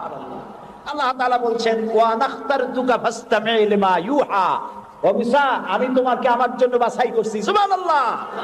আমি তোমাকে আমার জন্য বাছাই করেছি, এখন তুমি শোনো আমি কি বলি। ইন্নানি আনাল্লাহ, আমি আল্লাহ। সুবহানাল্লাহ, সুবহানাল্লাহ। আমি আল্লাহ, লা ইলাহা ইল্লা আনা, আমি ছাড়া কোনো ইলাহ নাই। ফাবুদনি ওয়া আকিমিস সালাতা লিযিকরি, অতএব আমার ইবাদত করো আর আমার শরণার্থে নামাজ কায়েম করো। সুবহানাল্লাহ। ওইখানে দেখলাম দুইটা, এখানে আল্লাহ তাআলা কথা বলেছিলেন, সেই জায়গাটা এখনো আছে। সুবহানাল্লাহ। আল্লাহ তাআলা বলছেন, ওয়া নাখতারতুকা ফাসতামি' লিমা ইউহা। ও মূসা, আমি তোমাকে আমার জন্য বাছাই করছি। সুবহানাল্লাহ। আমি তোমাকে আমার জন্য বাছাই করেছি, এখন তুমি শোনো আমি কি বলি। ইন্নানি আনাল্লাহ, আমি আল্লাহ। সুবহানাল্লাহ, সুবহানাল্লাহ। আমি আল্লাহ, লা ইলাহা ইল্লা আনা, আমি ছাড়া কোনো ইলাহ নাই। ফাবুদনি ওয়া আকিমিস সালাতা লিযিকরি, অতএব আমার ইবাদত করো আর আমার শরণার্থে নামাজ কায়েম করো। সুবহানাল্লাহ। ওইখানে দেখলাম দুইটা ধর্মীয় প্রতিষ্ঠান, একটা হলো মসজিদ আর একটা হলো গির্জা, একদম গায়ে গায়ে লাগানো। দুনিয়ার ইহুদি খ্রিস্টান আর মুসলমানেরা এক জায়গায় নামাজ পড়তেছে আর যার যার মতো ইবাদত করতেছে, কোনো ঝগড়া নাই। ইহুদিরাও যাচ্ছে আর খ্রিস্টানেরও যাচ্ছে, মুসলমানেরও যাচ্ছে। আমি সেখানে একটা বক্তব্য রাখলাম, বললাম দুনিয়ার ঐক্য, কোন রাজনৈতিক ঐক্যে পৃথিবীর মানুষকে ঐক্য বানাতে পারবে না, ইসলাম দিয়েই ঐক্য করা যাবে, এটাই হলো তার প্রমাণ। পৃথিবীর শ্রেষ্ঠ জাতি এই তিনটি, মুসলমান, খ্রিস্টান, ইহুদি। এই সেরা পৃথিবীতে রাজত্বকারী, ক্ষমতা বিস্তারকারী শক্তি মিলিত হয়েছে ওয়াদে মুকাদ্দাসে। এই তিন শক্তি একত্রিত হয়ে আল্লাহর ইবাদত করতেছে, মারামারি নাই, কাটাকাটি নাই। সুতরাং ধর্মভিত্তিক ঐক্যই পৃথিবীকে শান্তির নিবাস বানাতে পারে। সেখান থেকে সে সফর কাহিনী অনেক লম্বা, আমি বই একটা লিখতেছি, আপনারা দোয়া করেন যেন সেটা বের করতে পারি। তারপরে চলে গেলাম মিউজিয়ামে, পিরামিড দেখলাম, নীল নদ দেখলাম, আল্লাহ দেখাইলেন। আমি যখন মিউজিয়ামে ঢুকেছি তখন আমাদের 70 পাউন্ড, মিশরীয় পাউন্ড, 70 পাউন্ড, 40 পাউন্ড টিকিট পারিচ। যখন ভিতরে ঢুকলাম তখন শয়তানকে দেখার জন্য আরো অতিরিক্ত 80 পাউন্ড দেওয়া লাগবে। তা আমি চিন্তা করলাম যে পয়সা খরচ করা অপচয় হবে না, কারণ আল্লাহ তাআলা বলেছেন, কুল সিরু ফিল আরদ ফানজুরু কাইফা কানা আকিবাতুল মুকাদ্দিবিন। আল্লাহ তাআলা বলেছেন আমার জমিন ভ্রমণ করো আর মহাসত্যের অস্বীকারীদের কি পরিণতি করেছি তা দেখো আর তার দ্বারা শিক্ষা গ্রহণ করো। কাজে আল্লাহ দেখতে কইছে, শয়তান দেখা দরকার। ভিতরে ঢুকে দেখলাম গ্লাসের বক্স, সেখানে মিস্টার ফিরাউন চিতই শুয়ে আছে।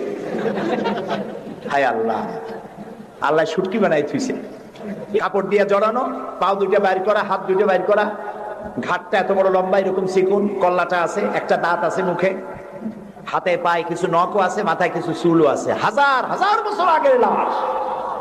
মুসা আলাইহিস সালামকে যখন তালায় নিয়ে গেল লোহিত সাগরের কিনারায় মুসা আলাইহিস সালাম বসেছিলেন তার উম্মতদের নিয়ে। ফেরাউন 3 দিক থেকে আক্রমণ করলো। এই কোরআন বর্ণনা, এটা কি কোরআন?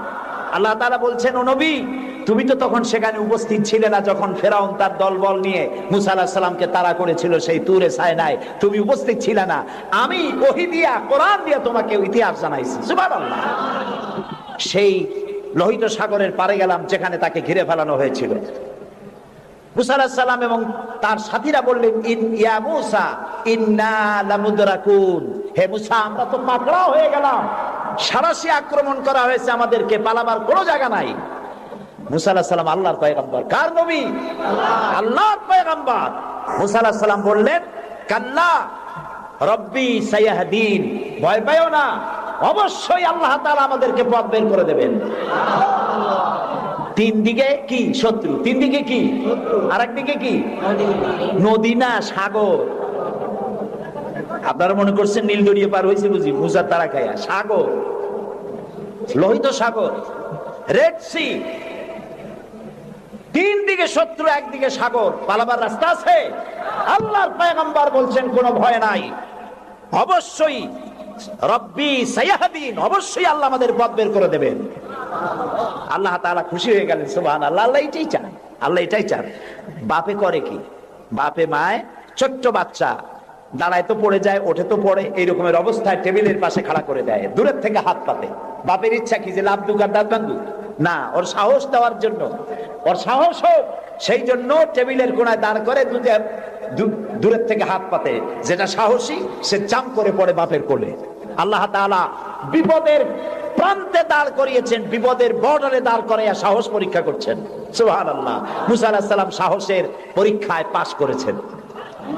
আল্লাহ তাআলা হুকুম করলেন, তোমার আশা দিয়ে বাড়ি মারো, আঘাত দাও। আল্লাহ তাআলা সমুদ্রকে ভাগ করে দিলেন। সুবহানাল্লাহ। সমুদ্র ভাগ হয়ে গেল। এগুলি গল্প কি? কোরআন। কোরআন। সাগর ফেটে গেল। মুসা আলাইহিস সালাম আর তার দলবল নিয়ে সাগরের মাঝখানে চলে গেছেন।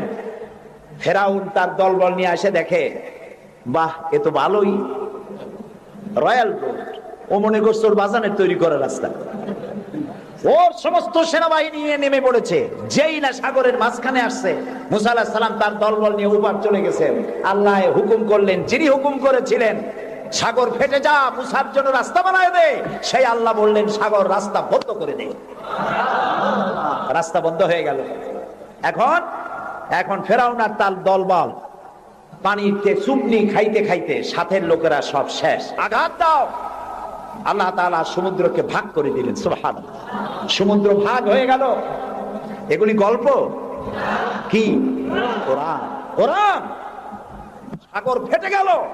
মুসা আলাইহিস সালাম আর তার দলবল নিয়ে সাগরের মাঝখানে চলে গেছেন। ফেরাউন তার দলবল নিয়ে এসে দেখে, বাহ, এ তো ভালোই, রয়্যাল রোড। ও মনে করছে ওর বাজানের তৈরি করা রাস্তা। ওর সমস্ত সেনাবাহিনী নিয়ে নেমে পড়েছে। যেই না সাগরের মাঝখানে আসছে, মুসা আলাইহিস সালাম তার দলবল নিয়ে উপার চলে গেছেন। আল্লাহ হুকুম করলেন, যিনি হুকুম করেছিলেন সাগর ফেটে যা, মুসার জন্য রাস্তা বানায় দে, সেই আল্লাহ বললেন সাগর রাস্তা বন্ধ করে দে। রাস্তা বন্ধ হয়ে গেল। এখন ফেরাউন আর তার দলবল পানিতে চুবনি খাইতে খাইতে সাথের লোকেরা সব শেষ। এখন ফেরাউন একা সমুদ্রের ঢেউতে ডুবে আর ওঠে। পানি খেতে খেতে পেটটা পুটকা মাছের মতো মোটা হয়ে গেছে। দেখে যে জান আর থেকে না, নাক দিয়েও পানি পড়ে, কান দিয়েও পানি পড়ে। এখন বলছে আমানতু, না না না না, হাফেজ নাই? হ্যাঁ, আমানাত বিহি বানু ইসরাইল, ঈমান আনলাম সেই আল্লাহর উপরে যে আল্লাহর উপর ঈমান আনছে বনি ইসরাইলেরা, তার উপর ঈমান আনলাম। আল্লাহ তাআলা বললেন আল আন, এখন, ওয়াকাদ আসাইতা ক্বাবলু ওয়া কুনতা মিনাল মুফসিদিন। ও বলল আনা মিনাল মুসলিমিন। আল্লাহ আমি তো কলেমা পড়লাম আর তো মুসলমান হইলাম, এখনো যুবক কেন? আল্লাহ কয় এখন, ওয়াকাদ আসাইতা ক্বাবলু, এর আগে তুমি আমার সাথে বিরোধিতা করেছো, বিদ্রোহ করেছো, আমার মানুষের উপর অত্যাচার করেছো, ওয়া কুনতা মিনাল মুফসিদিন, আর তুমি হচ্ছ সন্ত্রাসীর একজন বড় সন্ত্রাসী, বিপর্যয় সৃষ্টিকারী। শোনো ফেরাউন, আজকে আমি তোমারে শুধু মারবই না, আমি তোমাকে মৃত্যু দেব, আর তোমার আলিয়াউমা নুনাজ্জিকা বিবাদানিক, আমি তোমার শরীরকে হেফাজত করব। তোমার শরীর পানিতে পচবে না, পোকা মাকড়ে, জলচর প্রাণী, স্থলচর প্রাণী কেউ খাবে না, মাটিতেও তুই পচবি না, তোরে শুটকি বানায় রাখবো কিয়ামত পর্যন্ত। সেই আল্লাহ আছে না নাই? আছে না নাই? ওই আল্লাহ তাআলা বুশের শুটকি বানাইতে পারবে না? সুবহানাল্লাহ বলো। আল্লাহর সাথে যারা নাফরমানি করবে, আর এই নাফরমানদেরকে যারা কলম দিয়া লিখে, বক্তৃতা করে, রাজনীতি দিয়া যারা আল্লাহর নাফরমানদেরকে সাহায্য করবে, নমরুদের মতো, ফেরাউনের মতো আল্লাহ চুমাইয়া দুনিয়া থেকে জুতা মেরে বিদায় করে দেবেন। আল্লাহ রাব্বুল আলামিন বলেন ওয়ালাকাদ ইয়াসসারনাল কুরআনা লিযিকরি ফাহাল মিন মুদ্দাকির। আল্লাহ তাআলা বলেন কোরআনকে মুখস্থ করার জন্য আমি বান্দার কাছে, মানুষের কাছে বোঝার জন্য আর মুখস্থ করার জন্য আমি আল্লাহ সহজ করে দিয়েছি। আল্লাহ যদি সহজ না করতেন এই কোরআন আমরা মুখস্থ করতে পারতাম না। নবী করিম সাল্লাল্লাহু আলাইহি ওয়াসাল্লাম এই কোরআন দিয়ে মদিনায় ইসলামী রাষ্ট্র কায়েম করলেন। সুবহানাল্লাহ বলেন। আমি কোরআন শরীফ তাবিজ লেখার জন্য আসে নাই। যারা তাবিজ লেখেন আমি বিনয়ের সাথে তাদেরকে এই কথাটা বলবো, আপনারা কোরআন দিয়া তাবিজ লিখা ইসলামের কোনো উপকার করেন নাই, ক্ষতি করছেন। আমি একটু ব্যাখ্যা দিয়ে বলি, তাহলে বুঝতে সুবিধা হবে। তাবিজ দিয়া লেখা কি ক্ষতিটা করলেন? ক্ষতি করছেন এই, সাধারণ মুসলমানেরা আপনাদের কাছে, হুজুরদের কাছে মামলা মোকদ্দমার বিষয় জানার জন্য আসে না। সংঘর্ষ বেঁধেছে, মীমাংসা হবে কেমন, এজন্য আসে না। স্কুল, কলেজ, মাদ্রাসা অথবা অন্য কিছু তৈরি করবে ইত্যাদির জন্য আপনার কাছে জানতে আসে না। আপনার কাছে আসে ছেলে বিয়ে করছে, বহুত দিন হয়েছে, বাচ্চা হয় না, তারপরে পেট্রোল শোক হয়েছে, মাথায় যন্ত্রণা, গরু হারায় গেছে, খুঁজে পাওয়া যায় না, বউরে জেনে ধরছে, মেয়েকে ভূতে ধরছে, এই সব কালো জিরে পড়া, তেল পড়া, পানি পড়া, আর কালো সুতো গিরে দেওয়া, এই সব কাজেই আপনার কাছে আসতেছে। কেন? আপনি বুঝাইছেন যে এখানে আসলে তাবিজ দেওয়া যায়, ঝাড়ফুঁক করা যায়, দোয়া দরুদ করা যায়, সেই জন্য বড় কাজ থইয়া এই কাজে আপনার কাছে আসতেছে। অথচ বিশ্বাস করুন, রাসূলুল্লাহ কোরআন দিয়া তাবিজ লেখেন নাই, সাহাবায়ে কেরামও করেন নাই। একজন সাহাবীও তাবিজ লিখেছেন এর দলিল যদি কারো জানা থাকে মেহেরবানি করে আমাকে জানাবেন, আমি আপনার কাছে শিখবো। ঝাড়ফুঁক করেছেন রাসূলুল্লাহ নিজেও, ঝাড়ফুঁক করেছেন সাহাবায়ে কেরাম, কিন্তু তাবিজ লেখেন নাই। তাবিজ লিখে মানুষকে বোঝানো হয়েছে এটা তাবিজের কিতাব, কিন্তু তা নয়, এটা সংবিধান। সুবহানাল্লাহ বলেন। এটা কনস্টিটিউশন, এর মধ্যে অর্থনীতি, সমাজনীতি, রাজনীতি, ইতিহাস, ভূগোল কি নাই, কোরআনের মধ্যে সব আছে। সুবহানাল্লাহ। মুহাম্মদুর রাসূলুল্লাহ, সবাই বলেন সাল্লাল্লাহু আলাইহি ওয়াসাল্লাম, তিনি মক্কি জিন্দেগিতে লোক তৈরি করলেন। আবু বকর, ওমর, ওসমান, আলী রিদওয়ানুল্লাহ তাআলা আলাইহিম আজমাইন, এই জাতীয় লোক তৈরি হয়ে গেল। কেন তৈরি হলো? দেখেন আল্লাহ কি বলেন।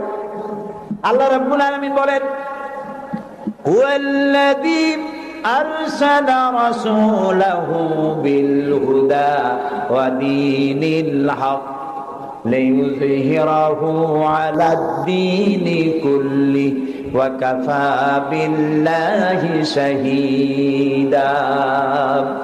আমি আমার রাসূলকে প্রেরণ করেছি পৃথিবীতে, তিনি আল্লাহ যিনি তার রাসূলকে পৃথিবীতে প্রেরণ করেছেন এই জন্য দ্বীনে হক আর সত্যের বিধান সহকারে পাঠিয়েছেন, যাতে করে পৃথিবীর মানব গোষ্ঠীর উপরে আল্লাহর আইনকে তিনি বিজয়ী করে দিতে পারেন। পৃথিবীতে কার আইন চালু হবে? বলেন সবে জোরে, আল্লাহর আইন। আল্লাহর আইন যতদিন ছিল, শান্তিও ততদিন ছিল। নবী করিম সাল্লাল্লাহু আলাইহি ওয়াসাল্লাম মদিনায় গেলেন। মদিনায় গিয়ে তিনি কি হয়েছিলেন কন্ত? রাষ্ট্রপ্রধান। বলেন না কি হলেন? রাষ্ট্রপ্রধান, প্রেসিডেন্ট হলেন, রাষ্ট্রপতি হলেন। তার সংবিধান কি ছিল? কোরআন। এটা আইনের কিতাব। আপনি পড়ে দেখেন। আমি অনুরোধ করব, সাংবাদিক হন, সাহিত্যিক হন, কবি হন, আর ঔপন্যাসিক হন, রাজনীতিবিদ হন, আর ব্যবসায়ী হন, যে কোনো ব্যক্তি হন, কোরআনটারে বুঝুন। কোরআন তাবিজের কিতাব নয়। চুরি করলে, ডাকাতি করলে, জেনা করলে, ব্যভিচার করলে কি শাস্তি হবে, জুডিশিয়াল ল। আমি আমার রসুলকে প্রেরণ করেছি পৃথিবীতে, তিনি আল্লাহ যিনি তার রসুলকে পৃথিবীতে প্রেরণ করেছেন এই জন্য দ্বীনে হক আর সত্যের বিধান সহকারে পাঠিয়েছেন, যাতে করে পৃথিবীর মানব গোষ্ঠীর উপরে আল্লাহর আইনকে তিনি বিজয়ী করে দিতে পারেন। পৃথিবীতে কার আইন চালু হবে? বলেন সবে জোরে, আল্লাহর আইন। আল্লাহর আইন যতদিন ছিল, শান্তিও ততদিন ছিল। নবী করিম সাল্লাল্লাহু আলাইহি ওয়াসাল্লাম মদিনায় গেলেন। মদিনায় গিয়ে তিনি কি হয়েছিলেন কন্ত? রাষ্ট্রপ্রধান। বলেন না কি হলেন? রাষ্ট্রপ্রধান, প্রেসিডেন্ট হলেন, রাষ্ট্রপতি হলেন। তার সংবিধান কি ছিল? কোরআন। এটা আইনের কিতাব। আপনি পড়ে দেখেন। আমি অনুরোধ করব, সাংবাদিক হন, সাহিত্যিক হন, কবি হন, আর ঔপন্যাসিক হন, রাজনীতিবিদ হন, আর ব্যবসায়ী হন, যে কোনো ব্যক্তি হন, কোরআনটারে বুঝুন। কোরআন তাবিজের কিতাব নয়। চুরি করলে, ডাকাতি করলে, জেনা করলে, ব্যভিচার করলে কি শাস্তি হবে, জুডিশিয়াল ল, ফৌজদারি দণ্ডবিধি কোরআনে আছে না নাই? এই যে সন্ত্রাস ছড়িয়ে পড়ছে সারা পৃথিবী, এই সন্ত্রাসীদের শাস্তি কি হওয়া উচিত তা কি কোরআনে আছে? আছে। সূরা মায়েদার মধ্যে আল্লাহ পরিষ্কার করে সন্ত্রাসীদের শাস্তি কি হবে তাই এর মধ্যে পরিষ্কার করে বলে দিয়েছেন। আপনি আমি মরে গেলে পরে আপনার আমার পরিত্যক্ত সম্পত্তি কে কতটুকুন পাবে তা ভাগ করে কোরআনে বলা আছে? বলা আছে। এমন কোন জিনিস নাই যা কোরআনে কারীমের মধ্যে আল্লাহ তাআলা স্পষ্ট করে ঘোষণা করেন নাই। আল্লাহ বলেছেন তিবিয়ানান লিকুল্লি শাই, সব কিছুকে খুলে খুলে আমি কোরআনের মধ্যে বলে দিয়েছি। বলেন সুবহানাল্লাহ। প্রিয় ভাই সব, কোরআন যেই মানবে, আজকে নিশ্চয়ই হিন্দু ভাইরাও আসছেন, আছে। আমরা মাহফিলে হিন্দু ভাইদেরকেও স্বাগত জানাই। কেন জানাই জানেন? কোরআন শরীফ শুধু মুসলমানদের জন্য নয়। আল্লাহ কি শুধু মুসলমানদের? বলেন আপনারা, আল্লাহ কিন্তু মুসলমানদের। আল্লাহ হচ্ছেন রব্বুল আলামিন, সকলের আল্লাহ। তো যিনি সকলের আল্লাহ, তার কোরআন হবে কি শুধু মুসলমানদের? কোরআন শরীফের শুরুতেই এর মাঝে আল্লাহ বলে দিয়েছেন হুদাল লিন্নাস, হুদাল লিন্নাস, হাদা বায়ানুল লিন্নাস। এটা গোটা বিশ্বের সমগ্র মানব মণ্ডলীর জন্য হেদায়েতের গ্রন্থ কোরআন। এই জন্য আমি যখন ইউরোপ আমেরিকায় যখন বক্তৃতা করি, তখন ইউরোপ আমেরিকায় বক্তব্য শোনার জন্য মাল্টি ন্যাশনাল পিপল আমার সামনে থাকে। খ্রিস্টান থাকে, ইহুদি থাকে, মুসলমান থাকে, হিন্দু থাকে। আমি আমার আলোচনায় বলি আপনাদের মুসলমান হওয়ার দরকার নাই, কারণ আমার যে মুসলমান আছে তাই আমি সামলাইতে পারতেছি না। মুসলমান হওয়ার দরকার নেই, শুধুমাত্র কোরআনের বিধান মানেন, কোরআনের আইনটা যদি মানেন আপনারা শান্তি পাবেন। মুসলমান হওয়ার দরকার নাই, কোরআনের আইন মানেন, শান্তি পাবেন। কয় কিরকম? আমি বলি দেখেন, সুদ, সুদ হালাল না হারাম? এই সুদ দিয়ে মানুষ শোষিত হয় না উপকৃত হয়? শোষিত হয়। কারা শোষিত হয়? গরিবরা। কারা শোষিত হয়? গরিবেরা। দেখেন আল্লাহ যা বানায়, শয়তান তার উল্টো একটা বানায়। আল্লাহ বানিয়েছেন জাকাত ভিত্তিক অর্থ ব্যবস্থা। জাকাত হলো ধনীদের কাছ থেকে নাও, গরিবদের দাও। আর সুদ হলো এর উল্টা, গরিবদের কাছ থেকে নাও, ধনীদের দাও। এটা হলো শয়তানের বানানো। এখন ব্যাংকের থেকে সুদ নেয় গরিবেরা, নিয়ে সার কিনলো, বীজ কিনলো, হালের বলদ কিনলো, জমিন চাষ করলো, ফসল বুনলো, কিন্তু অনাবৃষ্টি অতিবৃষ্টির কারণে ফসল হলো না। ব্যাংকের সুদ মাফ হবে? হবে না। সুদ চাপ সৃষ্টি করা হবে দেওয়ার জন্য। যদি না দেয় তাহলে বাকি হালের বলদ বেচা লাগবে, বইয়ের সোনার শেষ চুরি গাছা, ভিটে বাড়ি বিক্রি করে ব্যাংকের সুদ পরিশোধ করতে হবে। ব্যাংকে টাকা রাখছিল কারা? বুঝেন না কেন? কারা রাখছিল? তাদের টাকা আরো বাড়লো, আর গরিবের টাকা যা ছিল তাও শেষ হয়ে গেল। এখন দেখেন আল্লাহ কি বলেন। আল্লাহ রাব্বুল আলামিন বলেন ওয়াহাল্লাল্লাহুল বাইআ ওয়া হাররামার রিবা। আল্লাহ তাআলা বলেন আমি সুদকে হারাম করেছি আর ব্যবসাকে করেছি হালাল। সুদ হারাম, কত বড় হারাম! রাসূলুল্লাহ বলেছেন সুদের মধ্যে 70টি গুনাহ, তার 70 গুনাহ হলো নিজের গর্ভধারিণী মাকে বিবাহ করা। নাউযুবিল্লাহ, ঘৃণার সাথে বলেন নাউযুবিল্লাহ। এই মারাত্মক গুনাহ, এই সুদ যদি বাংলাদেশে রাষ্ট্রীয়ভাবে বন্ধ করা হয় তাহলে উপকৃত হবে শুধু মুসলমানেরা, হিন্দুরা হবে না, খ্রিস্টান হবে না, বৌদ্ধরা হবে না। এখন এটারে কেমনে বন্ধ করবেন কোন? সুদ কেমনে বন্ধ করবেন? সুদের বিরুদ্ধে আমাদের দেশের পীর সাহেবরা, মৌলানা সাহেবরা ওয়াজ কি কম করছে? পক্ষে করছে না বিপক্ষে করছে? সুদ বন্ধ হয়েছে? আমি বলি কিয়ামত পর্যন্ত যদি এই দেশে পীর সাহেবরা আর মৌলানা সাহেবরা ওয়াজ করতে থাকে সুদের বিরুদ্ধে, সুদ বন্ধ হবে না, হবে না, হবে না। ওয়াজ দিয়া তাফসীর দিয়া সুদ বন্ধ হয় না। ওয়াজ দিয়া তাফসীর দিয়া যদি সুদ বন্ধ হইতো তাহলে মুহাম্মদ সাল্লাল্লাহু আলাইহি ওয়াসাল্লামের চাইতে বড় ওয়াজ আকাশের নিচে জমিনের উপরে আর একজন আছে? তিনি ওয়াজ করে বন্ধ করতে পারতেন। তিনি বন্ধ করছেন কিভাবে? আইন করিয়া। কিভাবে করছেন? যেমন একটা বিষয় আপনাদের বুঝাই। আমাদের দেশে এখন পলিথিন আছে না নিষিদ্ধ হয়েছে? কেমনে নিষিদ্ধ হইল? মৌলানা সাহেবরা ওয়াজ করছে ভাইরা আপনারা পলিথিন ব্যবহার করবেন না, কবিরা গুনাহ হইব। আর যদি কেউ পলিথিন ব্যবহার করেন কিয়ামতে 13 দিন জাহান্নামে থাকবেন। এরকম ওয়াজ করছে কেউ? কেমনে বন্ধ হইল? পরিবেশ মন্ত্রী বিল উত্থাপন করলেন পার্লামেন্টে, বললেন পলিথিন জমিনের উর্বরা শক্তির জন্য মারাত্মক ক্ষতিকর। পলিথিন পচে না, জমির উর্বরা শক্তি নষ্ট করে দেয়। একদিন বাংলাদেশে জমিনের উর্বরা শক্তি হারিয়ে গোটা মানুষ দুর্ভিক্ষের কবলিত হবে, না খেয়ে মারা যাবে। সুতরাং এই ধরনের বিষাক্ত জিনিস এটাকে নিষিদ্ধ ঘোষণা করা হোক। স্পিকার সাহেব তখন বললেন পার্লামেন্টের সামনে, সংসদের সামনে এখন প্রশ্ন হচ্ছে যে পলিথিন মারাত্মক ক্ষতিকর বিষয়, এই জিনিসটি নিষিদ্ধ ঘোষণা করা হোক। পক্ষে যারা আছেন তারা হা বলেন। হা বলল, তিনি হা বিজয় হয়েছে বলে এটাকে নিষিদ্ধ ঘোষণা হয়ে গেল। পরের দিন প্রেসিডেন্ট সই করলেন। এখন পলিথিন নিষিদ্ধ হলো না জারি আছে? কোন এর প্রোডাকশন, এর উৎপাদন, এর বিপণন সবটা বন্ধ হয়ে গেছে। এখন সুদ বন্ধ করবেন কেমনে? ওয়াজ করে বন্ধ করা যাবে না। সুদে মানে সুদের বিপক্ষের লোক পার্লামেন্টে যদি যায়, 2/3 মেজরিটি যদি তারা হয়, তারপরে একজন লোক সেখানে দাঁড়িয়ে যাবেন, বিল উত্থাপন করবেন, বলবেন আল্লাহ সুদ হারাম করেছেন। রাসূলুল্লাহ বলেছেন সুদের মধ্যে 70টি গুনাহ, তার 70 গুনাহ হলো নিজের গর্ভধারিণী মাকে বিবাহ করা। এই মারাত্মক সুদকে নিষিদ্ধ ঘোষণা করা হোক। স্পিকার সাহেব বলবেন সংসদের সামনে এখন প্রশ্ন হচ্ছে সুদ হচ্ছে মাকে বিবাহ করার মতো মারাত্মক গুনাহ। এই গুনাহ থেকে গোটা জাতিকে বাঁচাবার জন্য সুদ নিষিদ্ধ ঘোষণা করা হোক।